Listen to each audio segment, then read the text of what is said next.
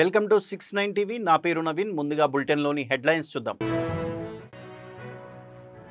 గడ్డేపాలెం ఏరువాక కార్యక్రమంలో పాల్గొని రైతులకు ఏరువాక పౌర్ణమి శుభాకాంక్షలు తెలిపిన మంత్రి అనిత.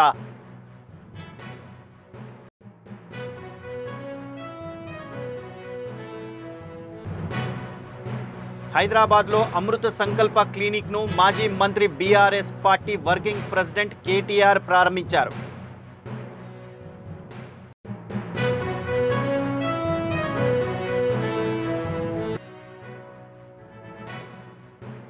ఎలాంటి అవాంఛనీయ ఘటనలు జరగకుండా సీసీ కెమెరాలు ఏర్పాటు చేసిన తిరుపతి జిల్లా ఎస్పీ.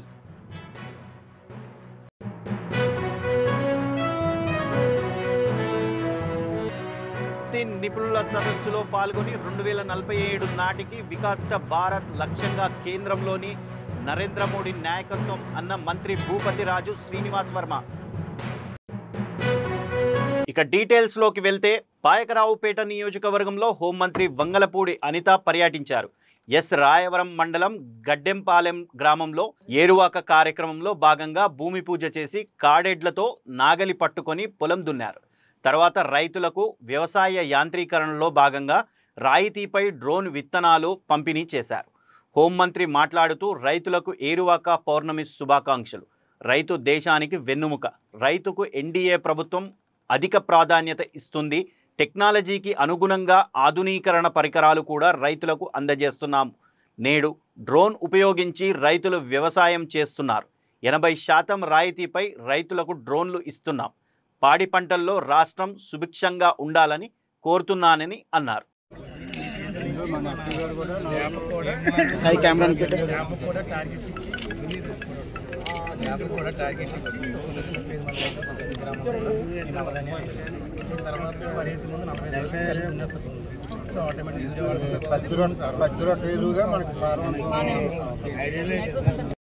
కాలంలోని ఇంతకు ముందు మీరు అన్నట్టుగానే పెన్షన్ 3000 నుంచి 4000 డైరెక్ట్గా పెంచాం, కానీ 100 రూపాయలు 200 రూపాయలు పెంచుతామని చెప్పలేదు.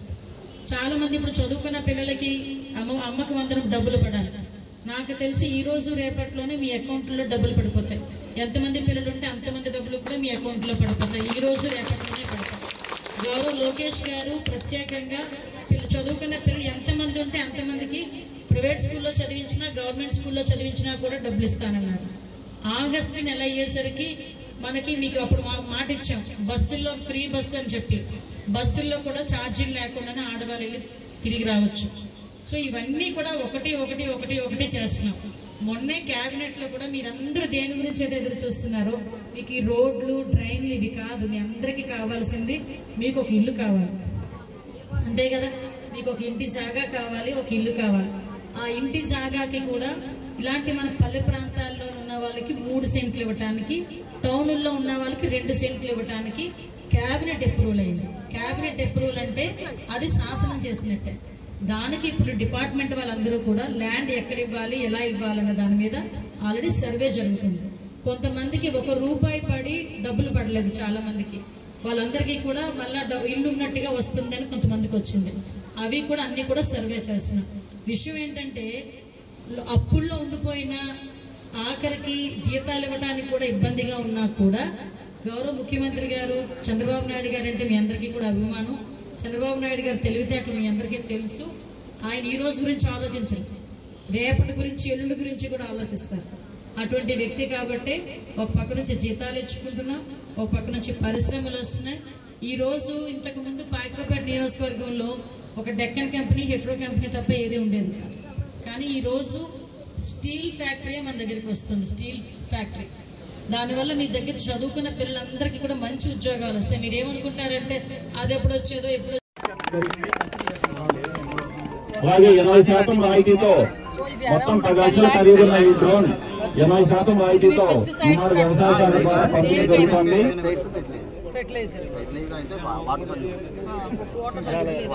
మాక్సిమం ఇప్పుడు సేంద్రియ ఎరువులన్నా వాడుతున్నారు. సేంద్రియ ఎరువు వాడుతున్నారు మేడం. యాక్చువల్గా ఇది పెస్టిసైడ్స్ యూజ్ చేయడానికి, లేదంటే మన సేంద్రియ ఎరువు గోమూత్రం దానికి తయారు చేసిన ఎటువంటి అయినా సరే స్ప్రే చేసుకోవచ్చు. లిక్విడ్ బేస్ ఒక ఎకరాకి ఎంత టైం పడుతుంది? 5 minutes మేడం. 5 minutes. మనం జనరల్ గా బై మాన్యువల్ చేస్తే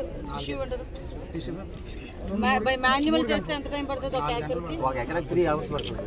ఒక ఎకర్కి మనం చేయడానికి 3 hours పడుతుంది. ఇదైతే ఒక 5 minutes. అంటే మనం లోడ్ చేసుకున్న తర్వాత వన్స్ అప్లై చేస్తే ఇది ఆటోమేటిక్గా. సో మీరు ఈ ఆపరేట్ చేయడం అది కూడా నేర్చుకున్నారు. మాదాపూర్లో అవిక అమృత సంకల్ప క్లినిక్ను మాజీ మంత్రి అవిక అమృత సంకల్ప రిపీట్ మాదాపూర్లో అవిక అమృత సంకల్ప క్లినిక్ను మాజీ మంత్రి BRS party working president KTR ప్రారంభించారు. ఈ సందర్భంగా ఆయన మాట్లాడుతూ సమాజంలో మానసిక ఆరోగ్యం పట్ల ప్రజల్లో అవగాహన కల్పించాల్సిన ఆవశ్యకత ఉందన్నారు. మనిషికి శారీరక చికిత్స ఎంత అవసరం, మానసిక చికిత్స అంతే అవసరం అన్నారు. సమాజంలో రోజురోజుకు విపరీత ధోరణి ఎదురు అవుతుందని, చిన్న పిల్లోడి నుంచి తల్లి ఫోన్ లాక్కుంటే ఆత్మహత్య చేసుకోవడం, మార్కులు తక్కువ వస్తే ఆత్మహత్య చేసుకోవడం వంటివి జరుగుతున్నాయని, వాటిని నిర్మూలించడానికి మానసిక చికిత్స అవసరమన్నారు. వెల్నెస్ అనే ఒక మంచి ఆలోచనతో వాళ్ళ డాక్టర్ సురేంద్ర గారు, అదేవిధంగా శిరీష గారు, ఇంకా విజయలక్ష్మి గారు, ఇంకా వారి టీం మొత్తం ఏదైతే ఇక్కడ హైదరాబాద్లోని మాదాపూర్లో ఈ వెల్నెస్ క్లినిక్ ఏర్పాటు చేశారో వారికి ముందుగా నా అభినందనలు. ఎందుకు అంటే సమాజంలో వస్తున్న మార్పులకు అనుగుణంగా మనం ఎప్పటికప్పుడు శారీరకంగా మాత్రమే కాదు మానసికంగా కూడా బాగుండాలి. మానసికంగా బాగుంటేనే, మానసికంగా పూర్తి స్థాయిలో ఆరోగ్యంగా ఉంటేనే ఒక మనిషి తన యొక్క పూర్తి స్థాయి శక్తిని వినియోగించుకోగలుగుతారు అనే ఒక ఆలోచన ఇవాళ ప్రపంచవ్యాప్తంగా ఉంది. కానీ భారతదేశంలో మనకున్న అలవాటు ఏమంటే జ్వరం వస్తే కానీ లేదా శారీరకంగా అవస్థ కలిగితే కానీ మనం డాక్టర్ల దగ్గరికి పోము.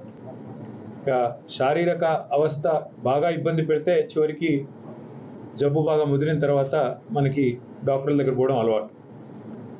కానీ మానసికంగానైతే ఏమున్నా కూడా లోపలే పెట్టుకొని కృంగిపోయి ఎవరికి చెప్పుకోలేక, ఎవరితోనూ పంచుకోలేక, చెప్పుకుంటే ఏమనుకుంటారో అనే ఒక ఆందోళనతో చాలాసార్లు సతమతం అవుతూ ఎవరికి చెప్పుకోలేని సమస్యలు కుటుంబ సభ్యులకు కానీ మిత్రులకు కానీ, ఎందుకంటే చెప్పుకుంటే సమాజంలో ఎవరేమనుకుంటారో అనే ఒక భయం, ఒక ఆందోళన.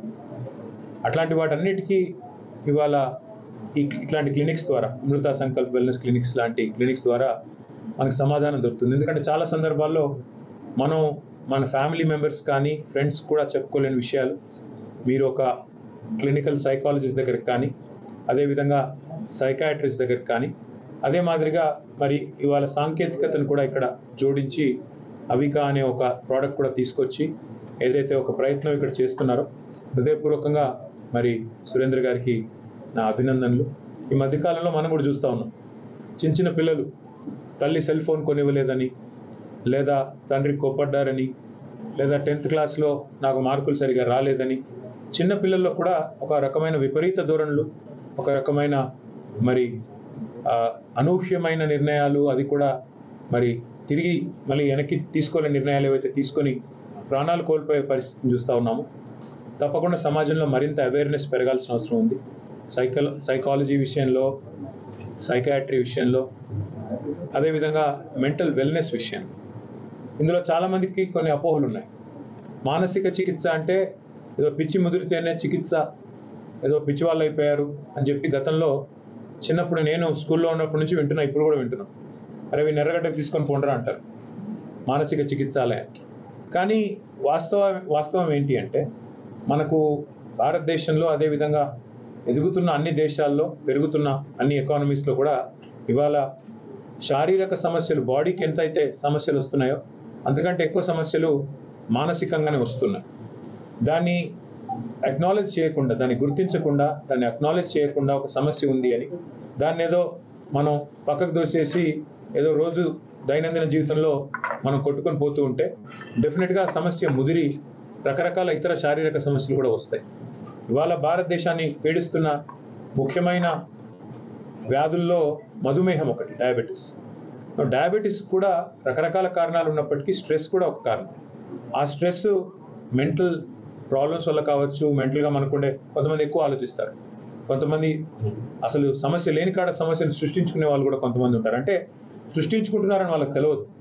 ఇట్లా రకరకాల ఇబ్బందులతో బాధపడే వారికి డెఫినెట్గా మంచి కౌన్సిలింగ్, మంచి సైకలాజికల్. జిల్లా వ్యాప్తంగా సీసీ కెమెరాలు ఏర్పాటు చేసి ఎలాంటి అవాంఛనీయ ఘటనలు జరగకుండా ప్రణాళిక సిద్ధం చేస్తామని జిల్లా ఎస్పీ అన్నారు. జిల్లా వ్యాప్తంగా ఇప్పటి వరకు 13,187 సీసీ కెమెరాలను అమర్చడం జరిగింది. సాంకేతిక కారణాల వలన 73 కెమెరాలు పనిచేయడం లేదు. 13,114 సీసీ కెమెరాలు పనిచేస్తున్నాయి. ఇంకా కొన్ని కీలకమైన ప్రదేశాల్లో సీసీ కెమెరాలు అమర్చేందుకు ప్రణాళిక సిద్ధం చేస్తామని అన్నారు. ఒక్కో జీవకోణ ప్రాంతంలో 125 సీసీ కెమెరాలు పెట్టేందుకు కూడా ఏర్పాట్లు చేస్తామని అన్నారు. తిరుపతి జిల్లా వ్యాప్తంగా సీసీ కెమెరాలు ఏర్పాటు చేసి ఎలాంటి అవాంఛనీయ ఘటనలు జరగకుండా ప్రణాళికలు సిద్ధం చేస్తామని జిల్లా ఎస్పీ అన్నారు. జిల్లా వ్యాప్తంగా ఇప్పటి వరకు 13,187 సీసీ కెమెరాలను అమర్చడం జరిగింది. సాంకేతిక కారణాల వలన ఒక్కో జీవకోణ ప్రాంతాల్లో 125 సీసీ కెమెరాలు పెట్టేందుకు కూడా ఏర్పాట్లు చేస్తామని అన్నారు. కదా ఇప్పుడు సిఎస్ఆర్ ఫండ్స్ తోటి ఇవన్నీ కూడా కలెక్టర్ గారు ఆ రోజు చెప్పాను, ఆ రోజు మనకు ఇనాగ్ చేసిన రోజే చెప్పాను, కలెక్టర్ గారు ఇచ్చిన దాని మీదే మనం ఇవన్నీ కూడా దరిదాపు 150 సోలార్ కెమెరాసు, దరిదాపు 6 డ్రోన్స్ పర్చేజ్ చేశాము. ఇవి కాకుండా ఫ్రీడమ్ ఆయిల్ వాళ్ళు కూడా ఈరోజు వాళ్ళు ఆల్రెడీ జీవకోనకి 125 కెమెరాలు సిఎస్ఆర్ ఫండ్ కింద వాళ్ళు ఇచ్చారు. ఇన్స్టాలేషన్ అయిపోయింది. నెక్స్ట్ వీక్ వెన్స్డే మనం ఇనాగ్రేట్ చేస్తాం. మొత్తం జీవకోన్ అంతా కూడా మొత్తం 125 కెమెరాస్తో లోపలికి ఎగ్జిట్లు, ఎంట్రీస్, ఇంపార్టెంట్ జంక్షన్స్ అన్నీ కవర్ అయిపోయినాయి మనకు.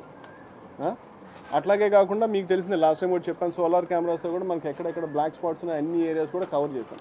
సో ఇట్లా కంటిన్యూస్గా మనం ఎవరెవరైతే అట్లా సిఎస్ఆర్ కింద కంట్రిబ్యూట్ చేయడానికి వస్తున్నారో వాళ్ళతోటి కొలాబరేట్ చేస్తాం. నిజానికి 5 monthsలో మనం వాళ్ళతో చేసి వాళ్ళు మనకు 125 కెమెరాస్ పెట్టడం అనేది చాలా గొప్ప విషయం. నిజానికి జస్ట్ 4 months నేను వచ్చిన తర్వాత వచ్చారు.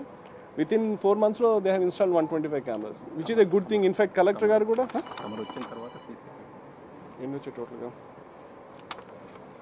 ఇప్పుడు లేదు కదా మొత్తం ఓవరాల్. సో వచ్చిన కలెక్టర్ గారు ఇవ్వటము, తర్వాత బయట సిఎస్ఆర్ నుంచి రావటం, లాట్ ఆఫ్ యాక్టివిటీస్ హ్యాపెనింగ్. దాన్ని ఇంకా కొంచెం ముందుకు ఖచ్చితంగా తీసుకెళ్తాం అట్లా. ఓకేనా? కాకినాడ 2047 నాటికి వికసిత భారత్ లక్ష్యంగా కేంద్రంలోని నరేంద్ర మోడీ నాయకత్వంలో బీజేపీ ప్రభుత్వం లక్ష్యంగా పనిచేస్తుందని కేంద్ర ఉక్కు భారీ పరిశ్రమల శాఖ సహాయ మంత్రి భూపతిరాజు శ్రీనివాస్ వర్మ పేర్కొన్నారు. కేంద్రంలోని బీజేపీ ప్రభుత్వానికి 11 ఏళ్లు పూర్తయిన సందర్భంగా కాకినాడలో ఏర్పాటు చేసిన వృత్తి నిపుణుల సదస్సుకు ఆయన ముఖ్య అతిథిగా హాజరయ్యారు.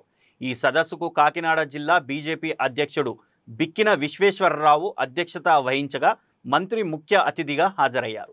ఈ సందర్భంగా మంత్రి శ్రీనివాస్ వర్మ మీడియాతో మాట్లాడుతూ కేంద్రంలో బీజేపీ ప్రభుత్వం ఏర్పడి 11 ఏళ్లు అవుతుందని, ఈ కాలంలో చేసిన కార్యక్రమాలు ప్రజల్లోకి తీసుకెళ్తున్నట్టు చెప్పారు.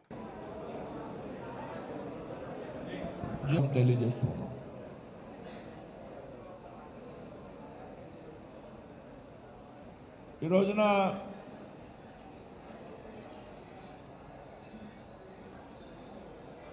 భారత ప్రధానమంత్రిగా శ్రీ నరేంద్ర మోడీ గారి బాధ్యతలు స్వీకరించి 11 సంవత్సరాలు పూర్తయినటువంటి సందర్భంలో ఈ 11 సంవత్సరాలలో నరేంద్ర మోడీ గారి నాయకత్వంలో ఉన్నటువంటి బీజేపీ నాయకత్వంలో ఉన్నటువంటి ఎన్డీఏ ప్రభుత్వం, కేంద్ర ప్రభుత్వం తీసుకున్నటువంటి కార్యక్రమాలు ఏవైతే ఉన్నాయో వాటిని పెద్ద ఎత్తున ప్రజల్లోకి తీసుకెళ్ళాలి అనేటువంటి ఒక కార్యక్రమంలో భాగంగా ఈవేళ పాత్రికేయుల సమావేశాన్ని ఏర్పాటు చేయడం.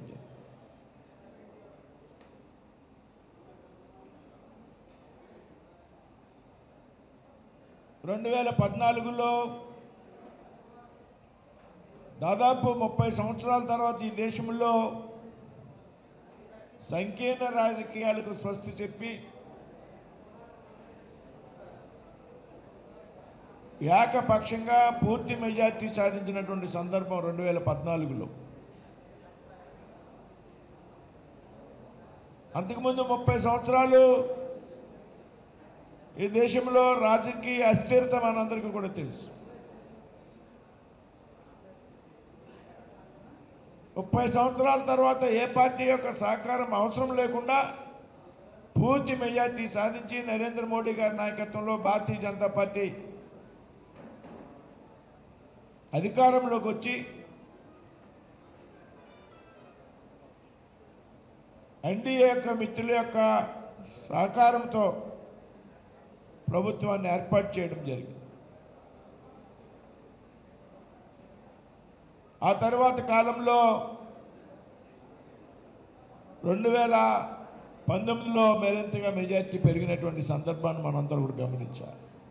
అంటే ఏదైతే 2014 నుంచి 2019 వరకు నరేంద్ర మోడీ గారు తీసుకున్నటువంటి సంక్షేమ కార్యక్రమాలు కానీ అభివృద్ధి కార్యక్రమాలకు కానీ పెద్ద ఎత్తున ప్రజల యొక్క ఆమోదం లభించింది అనేటువంటి విషయాన్ని 2019లో మరిన్ని ఎక్కువ సీట్లు గెలిపించడం ద్వారా దేశ ప్రజలు భారతీయ జనతా పార్టీకి నరేంద్ర మోడీ గారికి పట్టం కట్టారనేటువంటి విషయాన్ని ఈ సందర్భంగా గుర్తు చేస్తుంది.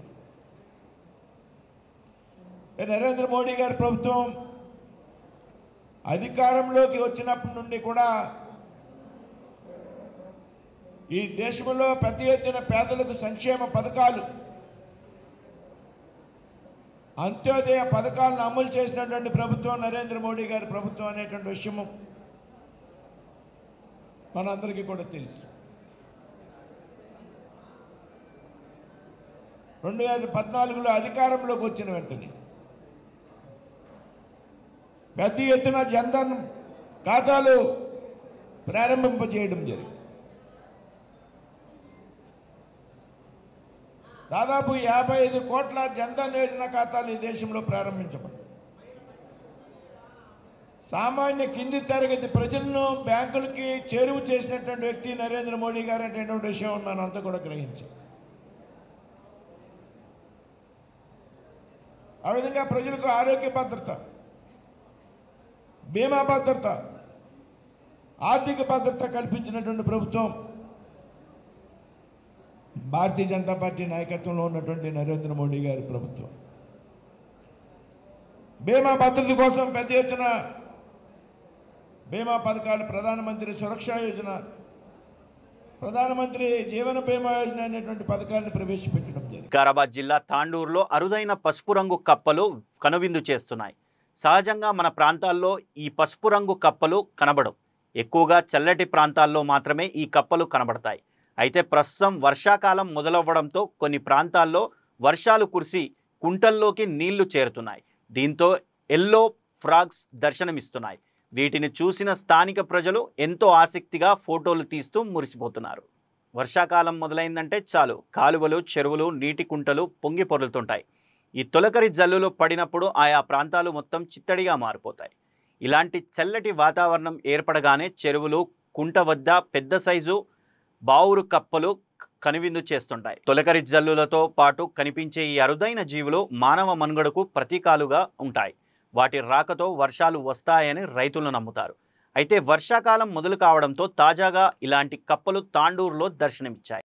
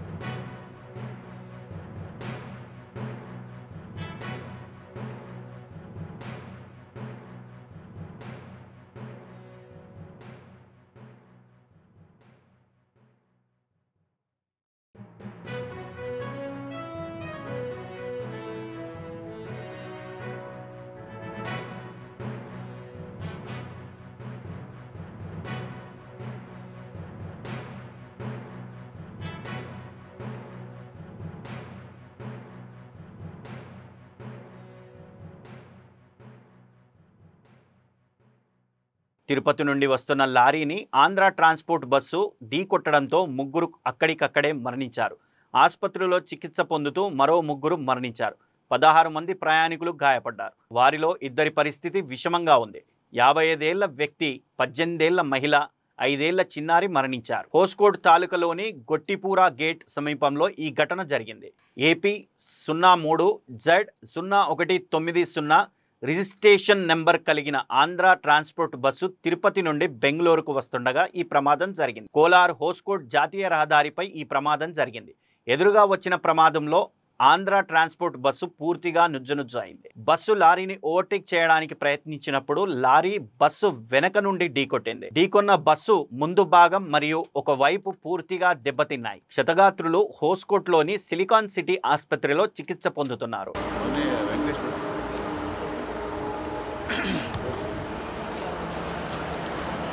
ಈ ದಿವಸ ಬೆಳಿಗ್ಗೆ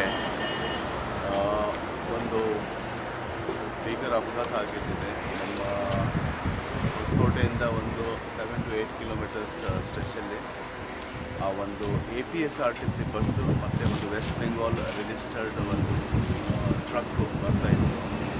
APSRTC ಬಸ್ಸು ಟ್ರಕ್ಕಿಂದ ಓವರ್ಟೇಕ್ ಮಾಡಬೇಕಾದಾಗ ಆ ಕಡೆಯಿಂದ ಇದು ಟಚ್ ಆಗಿಬಿಟ್ಟು ಆಕ್ಸಿಡೆಂಟ್ ಆಗಿದ್ದಿದೆ. ಟೋಟಲಿ ಈ ಹಾಸ್ಪಿಟಲ್ಗೆ ಆಲ್ರೆಡಿ ನಾವು ವಿಸಿಟ್ ಮಾಡಿದ್ದೀವಿ. ಇಮಿಡಿಯೇಟಾಗಿ ಪೊಲೀಸ್ ಇಮಿಡಿಯೇಟಾಗಿ ಬಂದಿದ್ದಾರೆ, ಅಲ್ಲಿ ಹೋಗ್ಬಿಟ್ಟು ಮಾಡಿದ್ದೀವಿ. All the people have been shifted. ಈ ಬಸ್ಸಲ್ಲಿ ಏನು ಒಂದಿಷ್ಟು ಜನ ಇತ್ತು, ಅದರೊಳಗಡೆ ಸ್ಪಾಟ್ ಡೆತ್ ಒಂದು 2 ಇಮಿಡಿಯೇಟ್ ಆಗ್ತಾರೆ. ಆಮೇಲೆ ಇನ್ನೊಂದು 3rd ಡೆತ್ ಒಂದು ಮಗು ಇದೆ. ಈಗ ಇಲ್ಲಿಯವರೆಗೆ 3 ಡೆತ್ ಆಗಿದ್ದಿದೆ. ಇನ್ನು 2 ಕ್ರಿಟಿಕಲಿ ಇಂಜರ್ಡ್ ಇದ್ದಾರೆ. ಮತ್ತು ಮೇಜರ್ ಫ್ರ್ಯಾಕ್ಚರ್ಸ್ ಆಗಿರೋರು ಒಂದು 3 to 4 ಮೆಂಬರ್ಸ್ ಇದ್ದಾರೆ. ಸೊ ಆಲ್ ಟುಗೆದರ್ ಒಂದು 30+ people were there in the bus. ಅದಾದ ನಂತರ ಇಲ್ಲಿರುವಂಥ ಈ ಹಾಸ್ಪಿಟಲ್ ಏನಿದೆ, ಸಿಲಿಕಾನ್ ಸಿಟಿ ಹಾಸ್ಪಿಟಲಲ್ಲಿ ಎಲ್ಲ ಟ್ರೀಟ್ಮೆಂಟ್ ನಡೀತಾ ಇದೆ. The team of doctors are doing their best.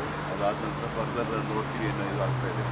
But as of now ಇಷ್ಟು ಇನ್ಫಾರ್ಮೇಷನ್ ನಮಗೆ ಅವೈಲೇಬಲ್ ಇದೆ.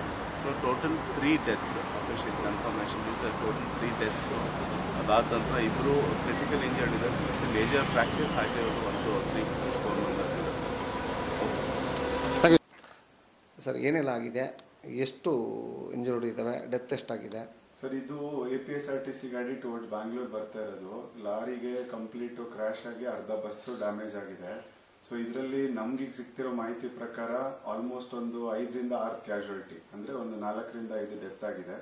ಈಗ ನಮ್ಮ ಹಾಸ್ಪಿಟ್ಲಲ್ಲಿ ಆಲ್ಮೋಸ್ಟ್ 12 ಪೇಷಂಟ್ ಇದ್ದಾರೆ. ಅದರಲ್ಲಿ ಒಂದು ಬ್ರಾಡ್ ಡೆಡ್, ಒಂದು ಡೆತ್ ಆಗಿದೆ, ಮಗು 2 ವರ್ಷದ್ದು. ಇನ್ನು 3 ಜನ ತುಂಬಾ ಕ್ರಿಟಿಕಲ್ ಆಗಿದ್ದಾರೆ. ಇನ್ನು ಮಿಕ್ಕಿದ 8 ಜನ ಸ್ಟೇಬಲ್ ಆಗಿದ್ದಾರೆ, ಫ್ರಾಕ್ಚರ್ಗಳಿದ್ದಾವೆ, ರೆಡಿ ಮಾಡ್ತಾರೆ.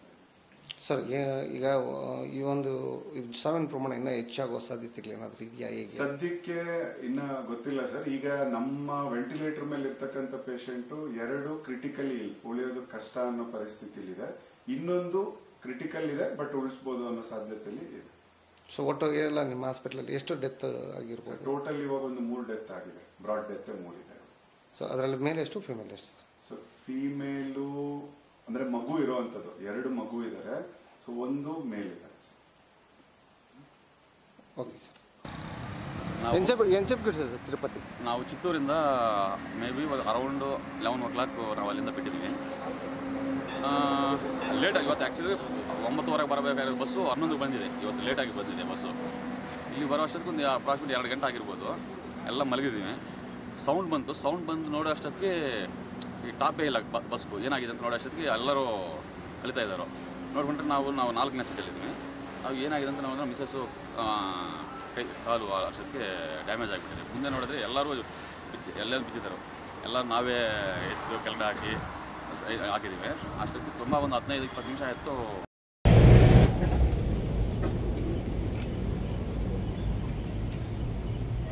హైదరాబాద్ GHMC కమ్యూనిటీ హాల్లో ఉచిత స్కూల్ నడిపేందుకు వీల్లేదంటూ బస్తీ నేతలు తాళాలు వేశారు. పంజాగుట్ట ప్రతాప్ నగర్లో సుశీలాదేవి మెమోరియల్ ట్రస్ట్ 1982 నుండి పేద చిన్నారులకు ఉచితంగా చదువు చెప్తోంది. స్థానికంగా ఉన్న GHMC కమ్యూనిటీ హాల్లో LKG నుండి 4వ తరగతి వరకు పాఠాలు చెప్తున్నారు. సీనియర్ జర్నలిస్ట్ వామనరావు ఆధ్వర్యంలో పేదలకు ఉచిత విద్య అందిస్తున్నారు. 2018లో వామనరావు మృతి చెందగా అమెరికాలో ఉండే కుమార్తె సహకారంతో స్కూల్ నడుస్తోంది. అయితే హాల్లో స్కూల్ నడిపేందుకు వీల్లేదంటూ బస్తీ కమిటీ నేతలు తాళాలు వేశారు. దీంతో స్కూల్ బయట పిల్లలకు పాఠాలు చెబుతున్నారు. విషయం తెలుసుకున్న పోలీసులు ఘటనా స్థలానికి చేరుకున్నారు.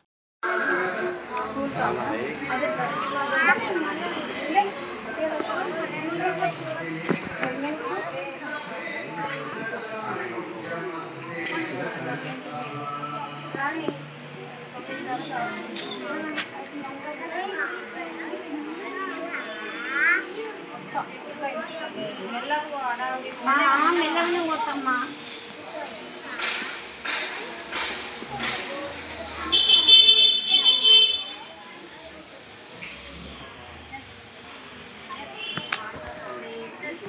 విశాఖపట్నం ఉత్తరాంధ్ర ఆరాధ్య దైవం ప్రముఖ పుణ్యక్షేత్రముగా విరజిల్లుతున్న సింహాచలం శ్రీ వరాహ లక్ష్మీ నరసింహస్వామి వారి నిత్య కళ్యాణం అత్యంత వైభవంగా జరిగింది. అర్జిత సేవల్లో భాగంగా అర్చక స్వాములు ఉత్సవమూర్తి గోవిందరాజస్వామి ఉభయదేవులతో మండపంలో అధిష్ఠింపజేశారు. నిత్య కళ్యాణంలో పాల్గొన్న భక్తులు గోత్రనామాలతో సంకల్పనం చెప్పి పంచరాత్రగమ శాస్త్రం విధానంలో విశ్వక్సేనారాధన పుణ్యహవచనాలతో కార్యక్రమానికి శ్రీకారం చుట్టారు. కంకణధారణ, నూతన యజ్ఞోపవిత సమర్పణ, జీలకర్ర, బెల్లం, మాంగళ్యధారణ, తలంబ్రాల ప్రక్రియలను కమనీయంగా జరిపించారు. మంత్రపుష్పం, మంగళ శాసనాల తర్వాత భక్తులకు వేదాశీర్వచనాలు, శేషవస్త్రాలు, స్వామివారి ప్రసాదాలను అందజేశారు. అనంతరము స్వామివారి అంతరాలయ దర్శనం కల్పించారు.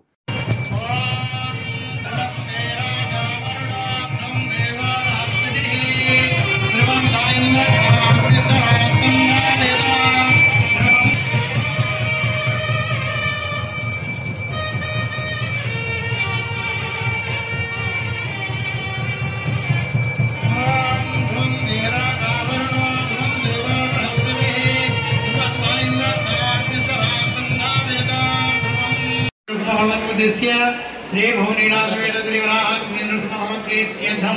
अष्टोत्तर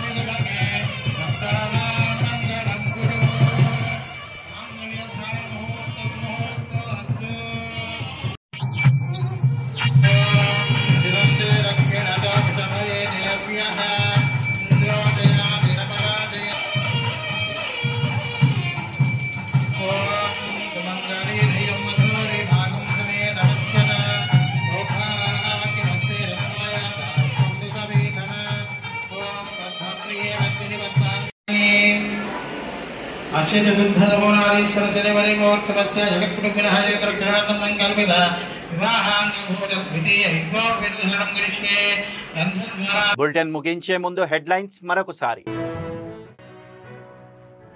గడ్డేపాలెం ఏరువాక కార్యక్రమంలో పాల్గొని రైతులకు ఏరువాక పౌర్ణమి శుభాకాంక్షలు తెలిపిన మంత్రి అనిత.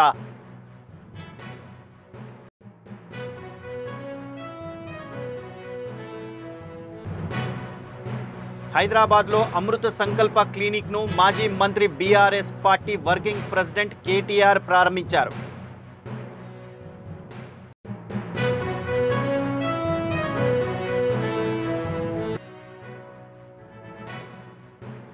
ఎలాంటి అవాంఛనీయ ఘటనలు జరగకుండా సీసీ కెమెరాలు ఏర్పాటు చేసిన తిరుపతి జిల్లా ఎస్పీ.